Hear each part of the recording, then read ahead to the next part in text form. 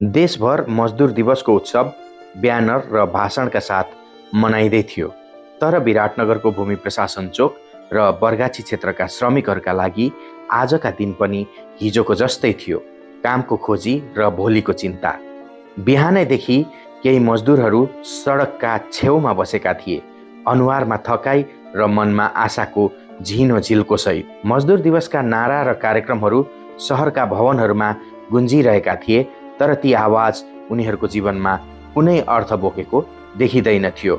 त्यही भिडमा भेटिए एक 71 वर्षीय वृद्ध, जो कहिल्यै नथाक्ने हिम्मत लिएर कामको प्रतीक्षा गर्दै चोकमा उभिएका थिए। पहिले जुट मिलमा वर्षौं काम गरेर परिवार चलाएका उनी अहिले मिल बन्द भएपछि घरको आवश्यकता पूरा गर्नका लागि दैनिक श्रमको खोजीमा निस्कन्छन्। पहिला जुट मिल थियो, काम हुन्थ्यो, जीवन चल्थ्यो। अब त केही छैन। बिहानै बाटो निस्कन्छु, कतै केही पाइएला भनेर। उमेर त धेरै भयो, तर परिवार पनि त हेर्नु छ नि, उनी भन्छन्। बरगाछी क्षेत्रका अन्य श्रमिकहरू पनि उस्तै चिन्तामा डुबेका थिए। दिवस भनेको त रेडियो र टिभीको कुरा हो, हाम्रो लागि त आज पनि पेट पाल्ने सङ्घर्ष हो, एक श्रमिकको भनाइ थियो। यी श्रमिकहरूको साझा आवाज छ। श्रमिकको सम्मान नारामा होइन, व्यवहारमा देखिनुपर्छ।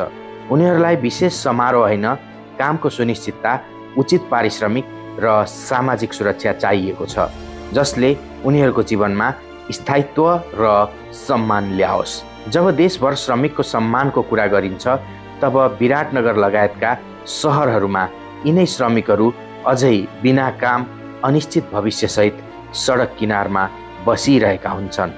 मजदुर दिवसको सन्देश तब मात्र सार्थक हुन्छ जब यस्ता श्रमिकहरूको जीवनमा वास्तविक सुधार देखिन्छ।